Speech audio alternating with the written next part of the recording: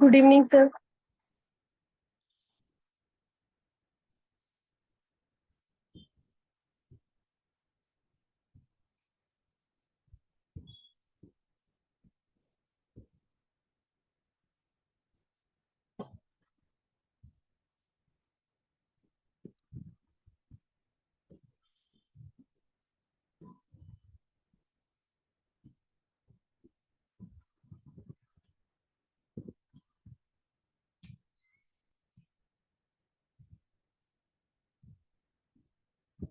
Good evening Shri को। कोई question है तो आप लोग पूछ सकते हैं।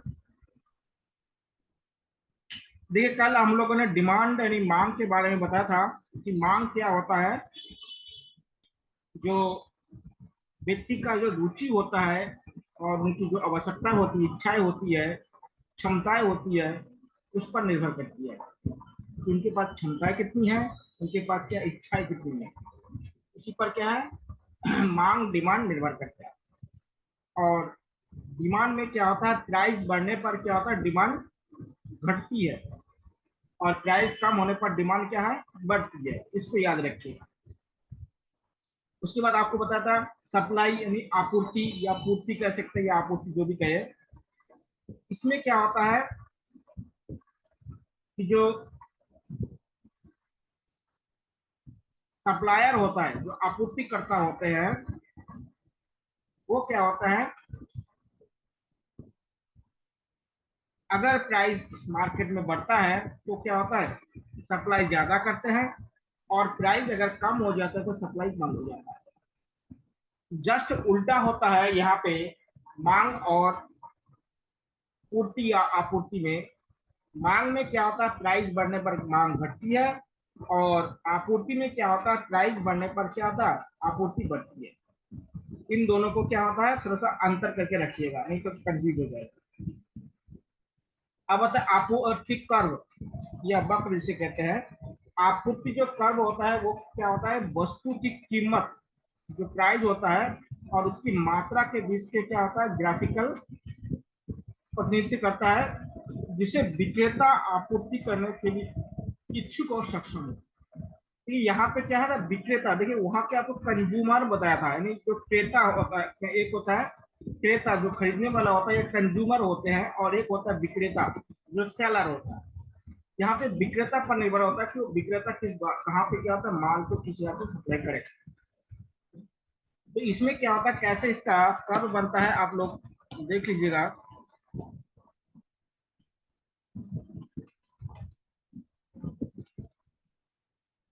देखिए, इसमें आपको कर्व दिखाई दे रहा है।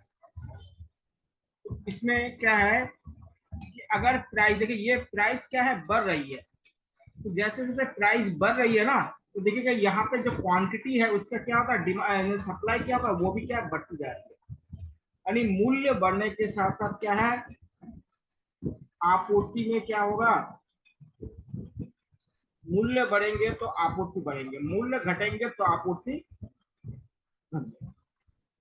क्योंकि हर कोई व्यक्ति को क्या चाहिए, मुनाफा चाहिए।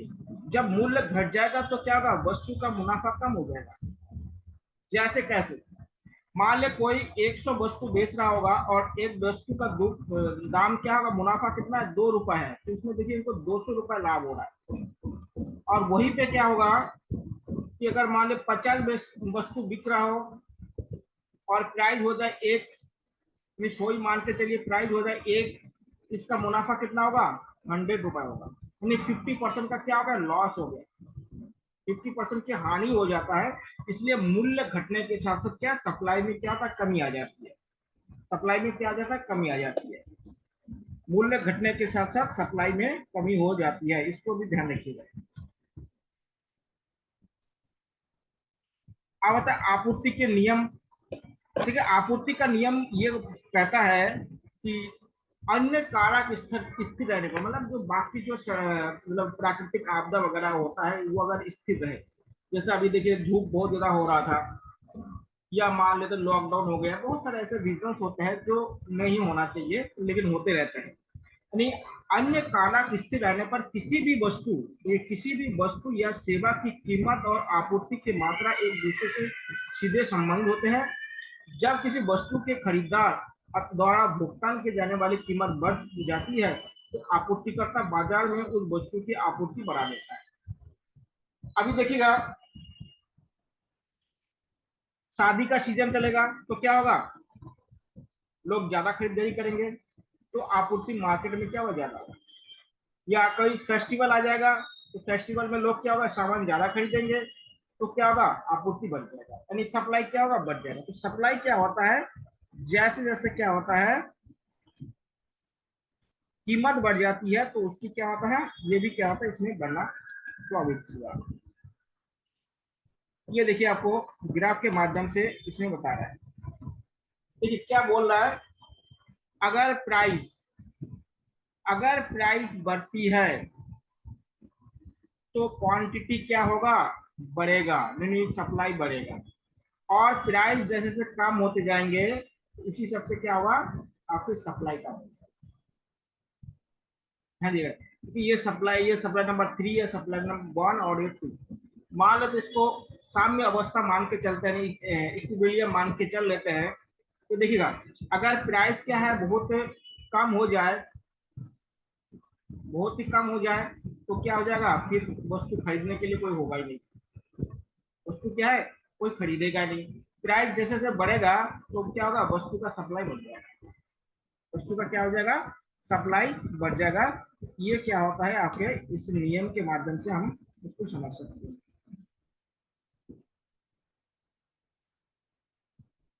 आगे है आपूर्ति के नियम की मान्यता, मतलब इस नियम में क्या क्या चीज होती है। देखिए पहले उत्पादन लागत स्थिर रहती है, उत्पादन की जो लागत होती है वो अगर स्थिर रहे, जैसे समझ लीजिएगा, जैसे आप समझ लीजिएगा एक पेन को बनाने के लिए अगर 40 रुपए लग रहा है तो उसको मार्केट में हम उस हिसाब से बेच सकते हैं। अगर वही उत्पादन, अगर 40 रुपए का पेन अब बनाने में अगर 60 रुपए लग जाएगा तो मार्केट में क्या था, उसकी प्राइस ऑटोमेटिक बढ़ जाएगी, मार्केट में क्या होगा, उसकी प्राइस बढ़ जाएगी।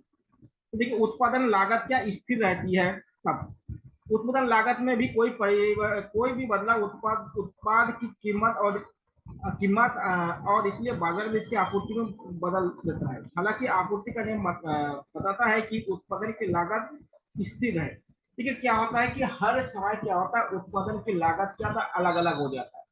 अभी देखिए जो अनाज और गेहूं से संबंधित जो कंपनियां है, उसका क्या होता है, सामान थोड़ा सा सस्ता हो जाता है। लेकिन बरसातों के बाद, जब बरसातों के टाइम पे क्या था, अनाज या गेहूं से पड़ने वाले प्रोडक्ट क्या था, महंगे हो जाएंगे, कि उस समय गेहूं भी क्या हो जाएंगे, महंगे हो जाएंगे। तो ये भी क्या होता है, उस पर निर्भर करती है। तो ये क्या है, मौसम और उस तरह की परिस्थितियों पर क्या होता है, निर्भर। देखिए मार्केट क्या होता है, मेनली परिस्थितियों पर निर्भर करती है। किस पर निर्भर करती है, परिस्थिति पर निर्भर करती है कि परिस्थिति कैसी है, उस पर क्या है, मार्केट निर्भर करती है। देखिए तकनीक स्थिर है, तकनीक।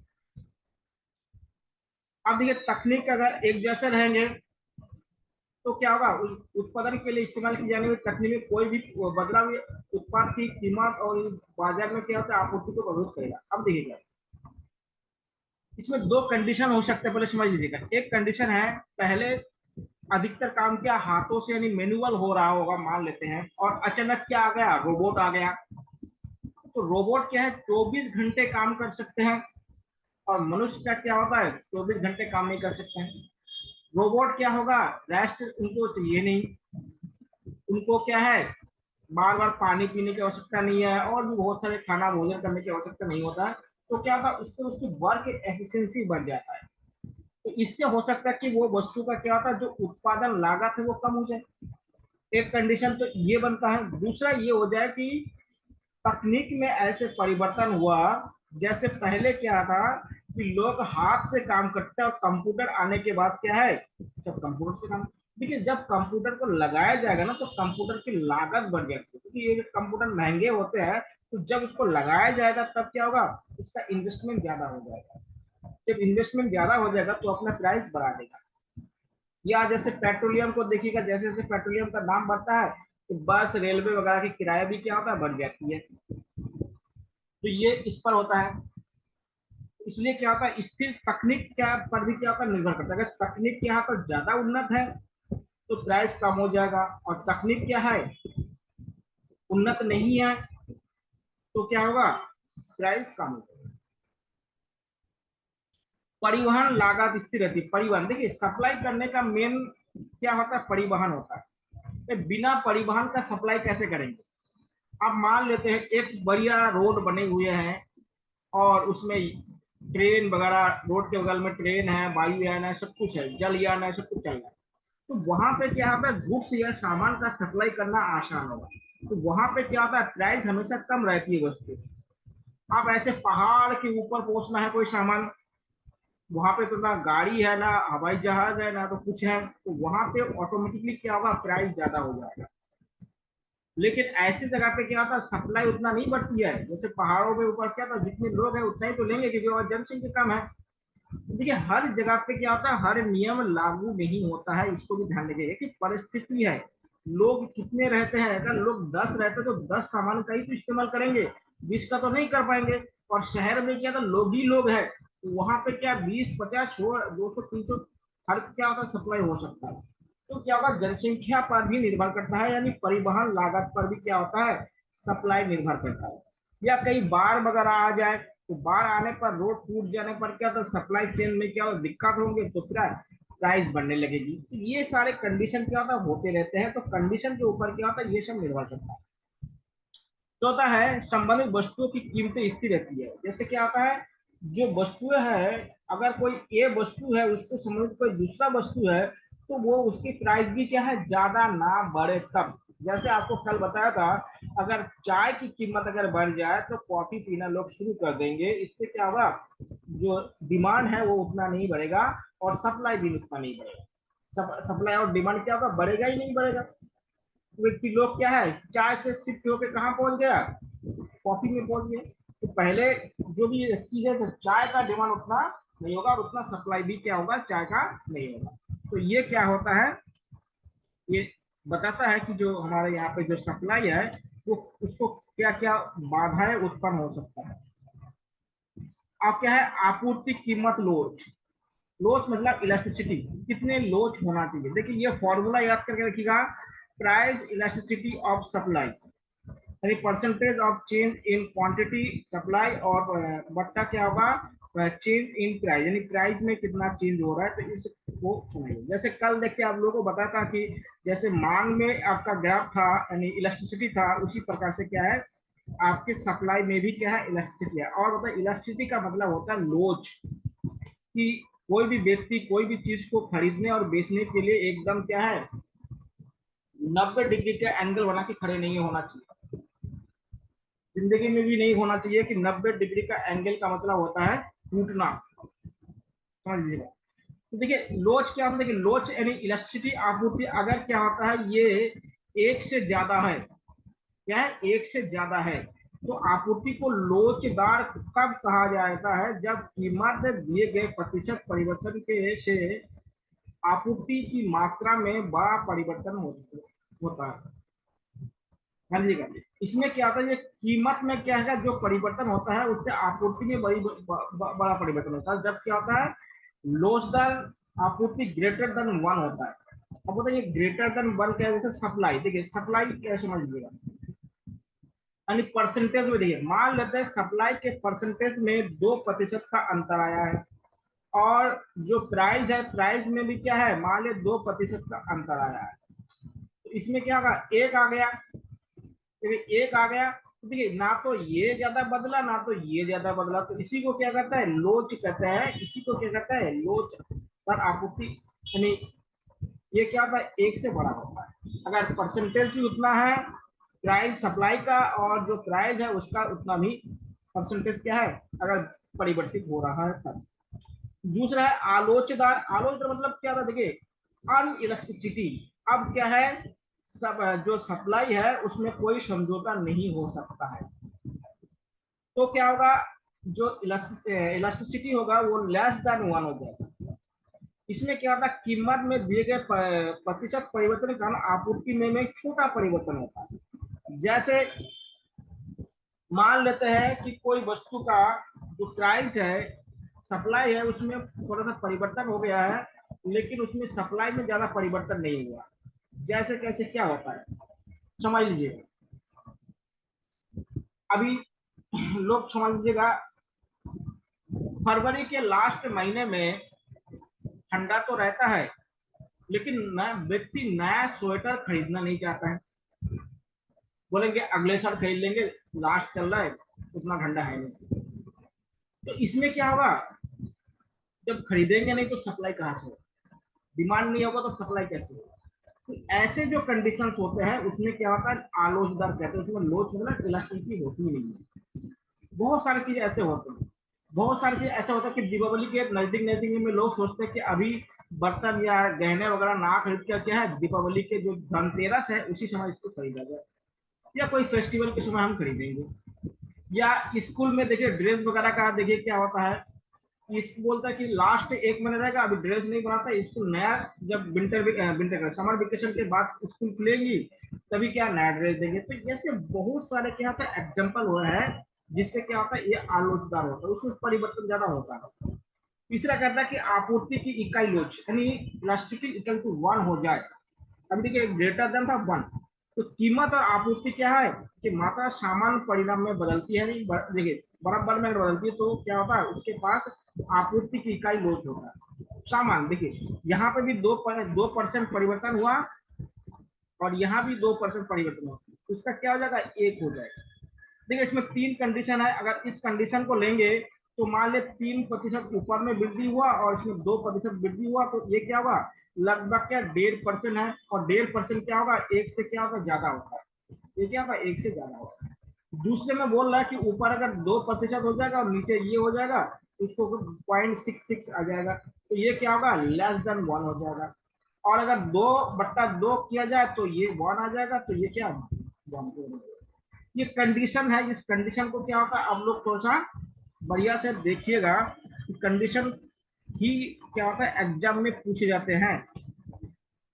और इसी में 1-2 नंबर देखिए, हर पेपर में 4 सब्जेक्ट है, 4 सब्जेक्ट में अगर आपने 2-2 नंबर करके अगर अपने साथ के लोगों से आगे बढ़ गए तो 8 नंबर आपके ज्यादा हो जाएगा। ज्यादा नहीं बोल रहा हूँ, 2-2 नंबर बोल रहा हूँ। 2-2 नंबर अगर आप लोग के आपने क्या है, अपने प्रतिद्वंदियों से अगर हर सब्जेक्ट में अगर बढ़ा लेते हैं, तो इस सेकंड पेपर में अगर 8 नंबर बढ़ा लेते हैं, और मान लेते हैं कि फर्स्ट पेपर में 7 नंबर बढ़ा लेते हैं, तो 15 नंबर आपका बढ़ सकता है। थोड़ी सी मेहनत से और थोड़ी सी समझदारी से हो सकता है ये सब। इसमें बहुत बड़ी मेहनत की आवश्यकता नहीं है, समझदारी और थोड़ा सा पेशेंस रखना पड़ेगा इसके लिए। तो किसी से क्या होता है, सिलेक्शन होता है। सिलेक्शन क्या होता है, नहीं नहीं क्यों नहीं होता है, लगभग देखिए सभी लोग मेहनत कर रहे हैं फिर भी सिलेक्शन क्यों नहीं होता है, क्योंकि वो स्ट्रेटेजी को समझ नहीं पाते हैं।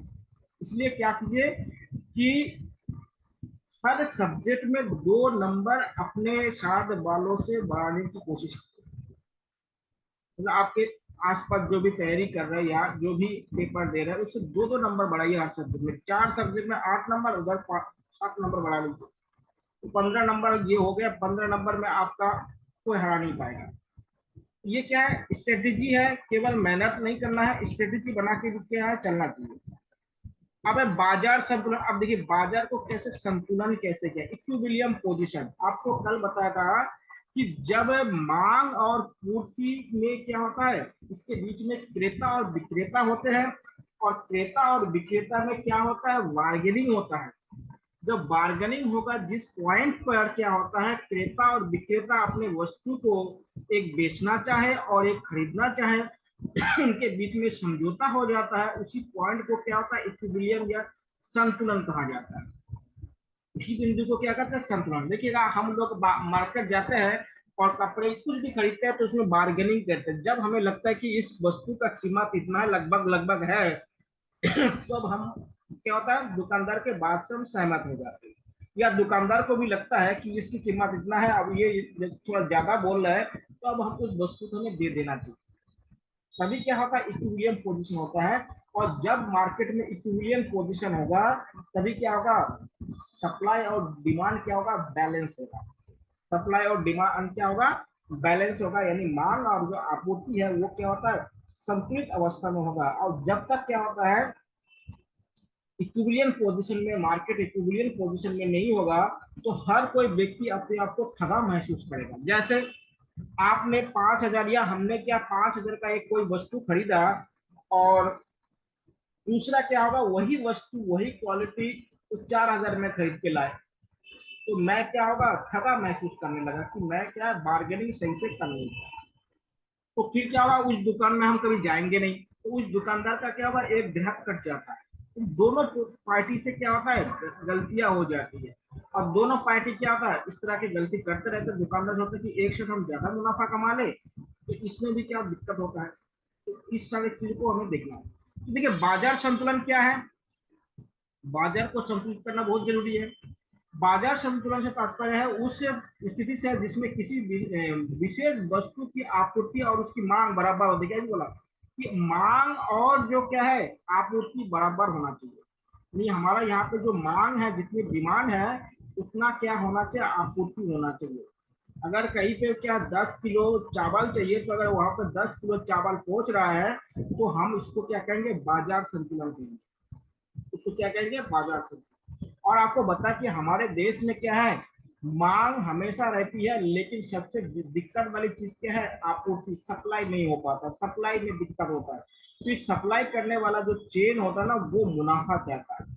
और मांग करने वाला जो वर्ग होता है, वो क्या होता है, उसका डिमांड करते हैं, और वो मुनाफा से उनका कोई मतलब नहीं है, उनका मुनाफा से मतलब नहीं है। और जो सप्लाई करते हैं, उनको हर वस्तु में मुनाफा चाहिए, क्योंकि उसी वस्तु को मुनाफा से क्या होता है, अपने परिवार और वगैरह चलाना होता है, तो उसको मिले। तो ये बाजार की जो ताकत होती है, वो स्वचालित रूप से उत्पादकों और उपभोक्ताओं के दोनों के उस कीमत पर ले जाती है, जिस पर मांग वक्र और आपूर्ति वक्र एक दूसरे को काटते हैं।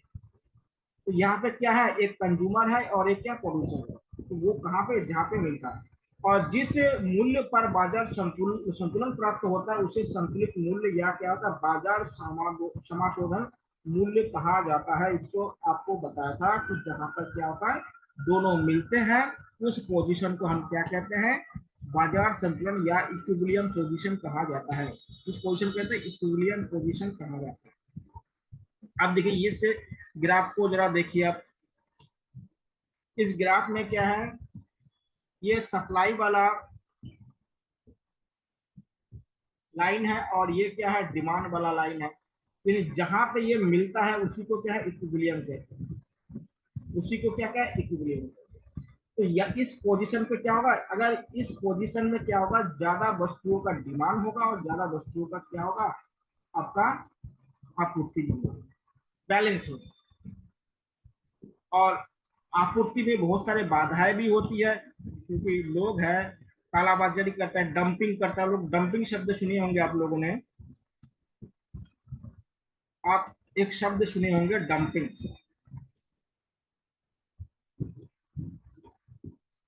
समझिए डंपिंग क्या चीज होता है।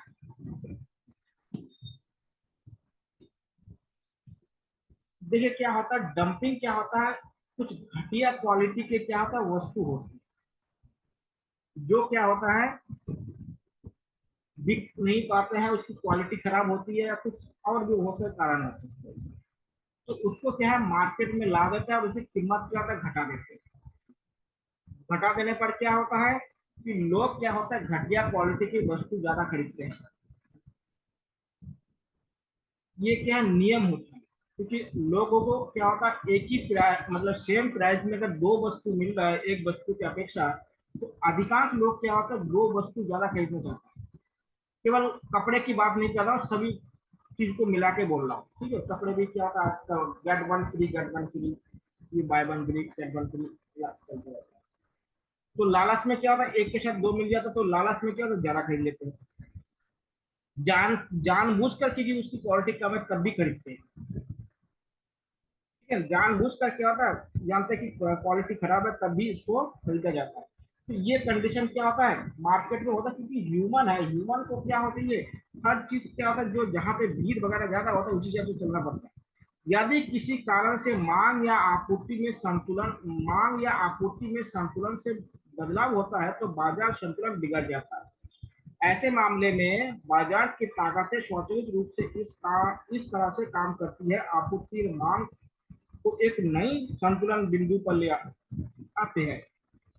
एक नया संतुलन बिंदु प्राप्त करने के लिए बाजार की इस स्वचालित तंत्र को निम्नलिखित से देखा जा सकता है। इस ग्राफ के माध्यम से हम लोग देख सकते हैं, उस पोजीशन को हम देख सकते हैं। ठीक है, एक बात है कि अगर मान लेते हैं जो ग्राहक है वो ज्यादा बार्गेनिंग कर रहे हैं या जो विक्रेता है वो ज्यादा बार्गेनिंग कर रहे हैं, तो इससे तो बाजार चलेगी नहीं। इससे क्या होगा, बाजार चलेगी नहीं। अब क्या होगा, कुछ समय के लिए क्या होगा, सप्लाई और डिमांड दोनों कम हो जाएगी। उसके बाद क्या होगा, जो डिमांड करने वाला जो विक्रेता है वो भी धीरे धीरे क्या होगा, नतमस्तक हो जाएगा, क्योंकि उसको सामान नहीं मिलेगा तो वो खाएगा पिएगा कैसे, बाकी सामान काम कर सकेगा। और जो विक्रेता है वो भी समझते होगा अगर हम सामान नहीं बेचेंगे तो हमारा सामान बर्बाद हो जाएगा। तो फिर क्या होता है, एक पोजीशन पे आ जाता है, ये ऑटोमेटिक हो जाता है। तो इसी अवस्था को कह रहे हैं कि कभी कभी क्या होता है कि अगर मान लेते हैं कि नॉर्मल में अगर बाजार में इक्विलिब्रियम पोजीशन नहीं बन पाता है, तो मार्केट क्या होता है, ऑटोमेटिक क्या होता है, इक्विलिब्रियम पोजीशन को ला देता है। ऑटोमेटिक क्या होता है, इक्विलिब्रियम पोजीशन में यानी संतुलित की अवस्था में ला देता है, क्योंकि क्या होता है, जो मांग करने वाला होता है उनको वस्तु चाहिए होता है, और जो क्या होता है सप्लाई करने वाला होता है उनको वस्तु को क्या होता है, देना होता है। दोनों को क्या होता है इसमें एक दूसरे पर सहजीविता कह सकते हैं। क्या कह सकते हैं, सिम्बायोसिस या सहजीविता कह सकते हैं, कि दोनों क्या होता है उसमें लाभ होता है। जो मांग करता है उसको भी लाभ होता है क्योंकि उसको भोजन या कुछ भी वस्तु मिल रहा होगा, और जो सप्लाई करता है उनको भी क्या होता है, अपने वस्तु के बेचने पर क्या होता है उनको भी लाभ मिलता है। इसलिए क्या होता है, ये ग्राफ आपको दिखाते हैं। देखिए डिमांड, ये डिमांड है और इधर क्या है, डिमांड है, और इधर क्या है आपका, सप्लाई है। तो देखिए इक्विलिब्रियम पोजीशन कहाँ होना चाहिए, देखिए इक्विलिब्रियम पोजीशन क्या होना चाहिए, किस इस पॉइंट पर होना चाहिए, इस पॉइंट पर होना चाहिए। लेकिन है कहाँ, यहाँ पे, कहाँ पे है, यहाँ पे है। क्यों आ जाता है कि कुछ समय के लिए क्या होता है, डिमांड कम हो जाता है मार्केट में, कभी सप्लाई पर डिमांड नहीं होगा तो सप्लाई कैसे होगा। लेकिन क्या होता है, जो मांग है वो ज्यादा देर तक हम रोक के नहीं रख सकते हैं, इसको चाहिए ही चाहिए होता है, क्योंकि कुछ वस्तु ऐसे होते हैं ना, उसको क्या होता है रोज सप्लाई करने के, उसको डेली वेजेस गुड्स कहा जाता है, उसको चाहिए ही चाहिए। तो इसको ध्यान रखिएगा।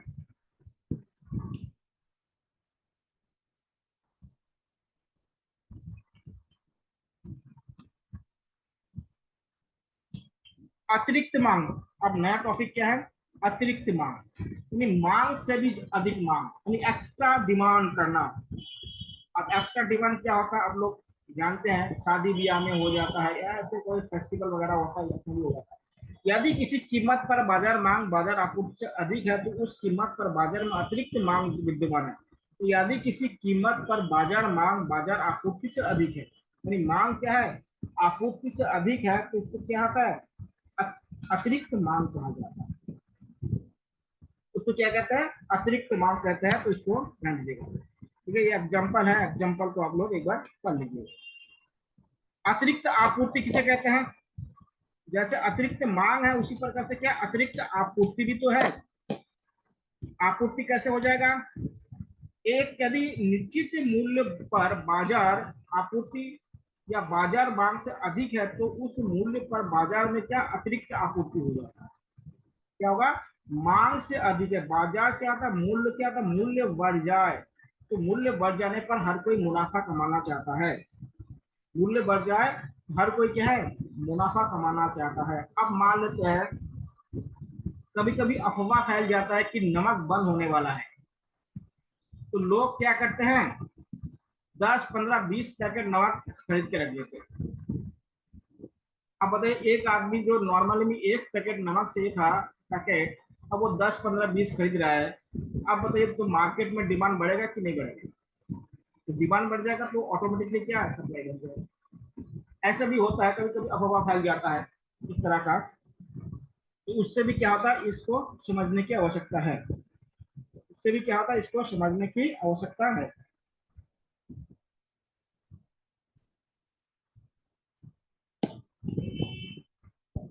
तो इसको कहता है अतिरिक्त क्या होता है, सप्लाई हो जाना।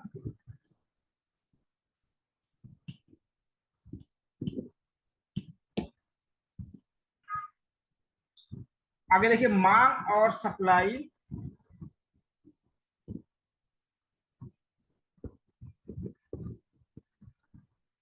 मांग और आपूर्ति का नियम आर्थिक सिद्धांतों के लिए मौलिक है। इसको भी समझिएगा, कभी कभी ऐसे स्टेटमेंट आ जाता है कि मांग और आपूर्ति का नियम आर्थिक सिद्धांत के मौलिक है। मौलिक मतलब उसका बेस है, जो बाजारों के संचालन के बारे में आवश्यक जानकारी प्रदान करते हैं। जो किसके बारे में? मार्केट के संचालन में, ऑपरेशन ऑफ मार्केट। कीमतों, मांग की गई मात्रा और आपूर्ति की गई मात्रा के बीच संबंध को समझाकर यह सिद्धांत अधिक आर्थिक घटनाओं को एक विस्तृत श्रृंखला को समझने की बात है। तो ध्यान रखिएगा, एक होता है मूल्य या कीमत, एक होता है मात्रा, मांग की मात्रा, और एक होता है आपूर्ति की मात्रा। तो ये किस पर निर्भर करता है? कीमत, कीमत यानी मूल्य पर निर्भर करता है। इस पर करता है मूल्य पर। मूल्य जैसे होगा मेन, देखिए और भी बहुत बहुत सारे कारक निर्भर करता है, लेकिन मेन है मूल्य। और भी कारक होगा, मौसम हो सकता है, और भी कोई कारण हो सकता है, या सूखा हो सकता है, या क्लाइमेटी हो सकता है, बहुत सारे और कारण हो सकता है। लेकिन जो नॉर्मली चलता है उसमें क्या होता है? मूल्य इफेक्ट करता है। और इन सब चीजों से क्या था? मूल्य में इफेक्ट भी आता है। मूल्य में क्या आता है? इफेक्ट भी आता है। तो सबसे इंपॉर्टेंट चीज है मूल्य यानी प्राइस। प्राइस जैसे जैसे परिवर्तित होगा तो मांग और जो सप्लाई है, यानी मांग और जो आपूर्ति है, उसमें बदलाव होना स्वाभाविक चीज है। अब वो कितना बदलाव होगा, वो वहां की परिस्थिति पर निर्भर करेगा। किस पर निर्भर करेगा?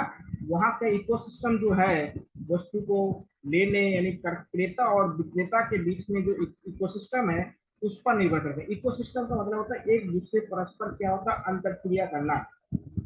बाजार में देखिए क्या होता है, जो दो तरह के लोग होते हैं बाजार में, एक होता है विक्रेता जो सामान ले आता है और जो बेचने का काम करता है, और एक होता है क्रेता जो सामान को खरीदने के लिए आते हैं और क्या बदले में क्या लेके आते हैं? बदले में करेंसी लेके आते हैं। बदले में क्या लेके आते हैं? करेंसी लेके आते हैं। तो क्या होता है? करेंसी के बदले में उन्हें क्या मिलता है? कोई गुड्स मिलता है। करेंसी के बदले में क्या होता है? हम लोग यही करते हैं नॉर्मली, करेंसी देते हैं और उसके बदले में कोई गुड्स खरीदते हैं। करेंसी नहीं देंगे तो गुड्स नहीं मिलेगा। चोरी वाला सिस्टम यहाँ पे नहीं है। देखिएगा, आदर्श जो चीज होता है ना, उसमें चोरी वगैरह नहीं होता, भ्रष्टाचार वगैरह नहीं होता है। वो अच्छा अनुरूप मान के क्या होता है? काम किया जाता है। फिर भी क्या होता है? उसमें कालाबाजारी होता है। आप लोग देखे होंगे बहुत से लोग क्या अनाजों को गोदाम में क्या होता है? डंप कर देते हैं, और जब क्या होता है इसकी कीमत बढ़ने लगती है तो उस अनाज को बाहर निकालते हैं। ये भी बहुत बड़ा नेक्सस बन जाता है, तो इसमें सब मिली भगत होता है। अभी देखिए बरसात आएंगे तो प्याज देखेंगे तो कीमत बढ़ जाएगी। मौसम का भी इफेक्ट होता है इसमें। क्यों होता है? क्योंकि बरसातों में क्या प्याज को रख रखाव करना बहुत मुश्किल काम हो जाता है। और इससे क्या होगा? हाँ, तो उतना कोल्ड स्टोरेज है नहीं कि जितने भी प्याज उत्पादन होता है उनको कोल्ड स्टोरेज में उसको सेव करके रखा जाए। इसलिए भी क्या होता है? बरसात होते ही क्या होता है? उसकी कीमतें क्या होता है? वो खराब हो जाता है, तो इसलिए कीमतें बढ़ने लगती है। तो ये भी क्या होता है? कारण होता है। और इन सभी को अगर देखा जाए तो मेन क्या है? मूल्य इम्पोर्टेंट, प्राइस, कीमत इम्पोर्टेंट है कि कीमत का ही क्या होता है? असर होता है। अब देखिए लॉकडाउन में भी वस्तुओं की कीमत में थोड़ा सा परिवर्तन हुआ था, क्योंकि सप्लाई में क्या होगा? तो दिक्कत आने लगी थी, तो इससे प्राइस, अब देखिए सप्लाई कम हो जाएगा तो उससे भी प्राइस क्या होता है? बढ़ जाता है। ये भी एक क्या है? नियम है कि केवल प्राइस बढ़ने से सप्लाई नहीं बढ़ता है, बल्कि सप्लाई कम होने से भी क्या होता है? प्राइस कम हो जाता है। ठीक है, तो ये सारी चीजों को आपको देखना है। देखिए अगला जो टॉपिक हम पढ़ेंगे वो पढ़ेंगे बाजार। ठीक है, इसमें बाजार मेन आया। देखिए पहले समझिए बाजार किसे कहते हैं। ये बाजार एक ऐसा स्थान होता है जहां पर क्रेता और विक्रेता क्या होता है? सामानों को क्या है? उचित मूल्य पर क्या होता है? परस्पर अंतर क्रिया करते हैं। अंतर क्रिया करना जरूरी है, यानी इंटरफेस करना होता है, बार्गेनिंग करना होता है। ध्यान दीजिएगा, बार्गेनिंग करना होता है, इंटरफेस करना होता है, एक दूसरे से क्या होता है? प्रतिस्पर्धा करना होता है। प्रतिस्पर्धा का मतलब मार्केट से नहीं है, बल्कि क्या होता है कि कौन सस्ता बेच पाए, कौन सस्ता खरीद पाए और उसका सही से यूटिलाइज हो पाए, वो उसी को कहता है प्रतिस्पर्धा कहा जाता है यहाँ पे। तो देखिए बाजार क्या होता है, बड़ा होता है, और जो गांव देहात में जो लगते हैं ना उसको हाट कहते हैं। हाट, आप लोग सुने होंगे हाट लगा है। अभी भी देखिएगा जो गांव साइड में जो कोई विशेष दिन होता है उसी समय क्या होता है, कोई मैदान वगैरह में क्या होता है, छोटा बाजार लगता है, उसी दिन के लिए लगता है, जो शाम होते ही क्या होता है वो खत्म हो जाता है। तो जहाँ पे स्थायीकरण होता है उसको बाजार कहते हैं, जहाँ पे अस्थायी लोगों का मतलब क्रेता और विक्रेता का क्या होता है, मेल मिलाप होता है, उसको क्या हाट कहते हैं। हाट क्या होता है, मेनली गाँव में लगाया जाता है, और बाजार क्या होता है, शहरों में होता है। ध्यान दीजिए, ये तो क्या नॉर्मल होता है। और एक बात देखिएगा, अगर शेयर मार्केट में जाएंगे ना तो वहां पे बाजार दो प्रकार के होते हैं। वहां पे एक प्राथमिक बाजार होता है, और एक क्या होता है सेकेंडरी बाजार, द्वितीय बाजार होता है, वो अलग बात है। ये क्या था, नॉर्मल के जो इकोनॉमी के रूप में देखा जाए तो नॉर्मल जो सामान्य का जिसे जिसे कहते हैं, वो बाजार के क्या होता है, ये डेफिनेशन होता है कि जहाँ पे क्रेता और विक्रेता आपस में अंतर क्रिया करे, उसी को हम कहते हैं बाजार करेंगे। वस्तु को बेचे तो वस्तु को खरीदे, और उसमें क्या होता है, प्रतिस्पर्धा होनी चाहिए, एकाधिकार नहीं होना चाहिए। एकाधिकार जो होता है उससे कहते हैं मार्केट खराब हो जाता है। लेकिन क्या था, कुछ वस्तु ऐसे होती है या कुछ गुड्स ऐसे होते हैं, कुछ सर्विसेज ऐसे होता है जिसमें एकाधिकार होना जरूरी हो जाता है। जैसे तो समझिए, जैसे गन्ना है, गन्ना जिसको शुगर केन कहते हैं, ये गन्ना उत्पादन करने वाले बहुत लोग होते हैं, खरीदने वाले केवल एक लोग होते हैं। यानी क्या है, विक्रेता बहुत लोग हैं, लेकिन क्रेता क्या है, एक है जो खरीदने वाला है। अब बताइए, क्रेता जो बोलेगा वही करना पड़ेगा। जैसे गन्ना मिल वाले ही तो खरीदेंगे, एक मिल ये क्षेत्र में एक ही होगा, उन्हीं क्षेत्र के गन्ना उसमें जाता है। इसके विपरीत क्या होगा, जहां पे विक्रेता एक होते हैं और जो क्रेता होते हैं बहुत ज्यादा होते हैं। जैसे मान लेते हैं ट्विटर, फेसबुक, या जो बड़े बड़े जो मॉल वगैरह होते हैं, उसमें क्या होता है, जैसे ट्विटर है, फेसबुक है, वो जितना चार्जेस जो भी करेंगे उसके कोई प्रतिस्पर्धा भाई कोई है ही नहीं। तो क्या होगा, जो ग्राहक होता है उनको खरीदना ही पड़ेगा, और जो क्रेता होगा उसको क्या होगा, अपने मनमानी करने का मौका मिलेगा। तो ये सारे चीज क्या होता है, बाजार में होता है। लेकिन बाजार जो मेन होता है वो प्रतिस्पर्धी होनी चाहिए, जो स्वास्थ्य हो, ज्यादा दिन तक टिकाऊ हो, तो इसे कहते हैं बाजार। और बाजार में क्या होता है, अलग अलग जो इकोनॉमिस्ट है उन्होंने अलग अलग उनका परिभाषा भी दे रखे हैं। तो देखिए कभी कभी क्या होता है, कोई किसी इकोनॉमी के क्या होता है कुछ स्टेटमेंट आ जाते हैं वो भी पूछ लेते हैं। देखिए इसको भी याद रखिएगा कि जो हमारे भारत के या विश्व के जो बहुत बड़े बड़े महान इकोनॉमिस्ट हुआ है, उनके स्टेटमेंट को भी मार्केट के बारे में जो बताया गया है उसके बारे में भी थोड़ा सा जानकारी रखना आपको चाहिए। वो आपको बताते रहूंगा कि कौन क्या को, हाँ, क्योंकि उनके स्टेटमेंट से क्या होगा, सवाल पूछ लेते हैं। जैसे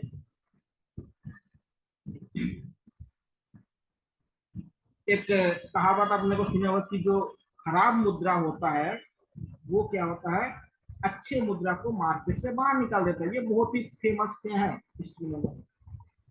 तो ये जो स्टेटमेंट दिया गया है, इसके बोलता है कि ये किसने दिया, इस स्टेटमेंट किसने दिया, कि जो खराब मुद्रा होता है वो अच्छी मुद्रा को मार्केट से बाहर निकाल देता है। इससे क्या होता है, अच्छे लोग जो होते हैं उनको क्या बाहर कर देता है, वहां पे बुरे लोग आ जाते हैं। इसका मतलब ये है। जब आपको बैंकिंग सेक्टर बताऊंगा तो इसके बारे में आपसे बात करेंगे। आप दूसरे सेशन में ज्वाइन कीजिएगा, और उसमें आपको बताऊंगा मार्केट के बारे में, यानी मार्केट किसे कहते हैं, बाजार के बारे में। तो आप 10 मिनट बाद ज्वाइन कीजिएगा दूसरे सेशन।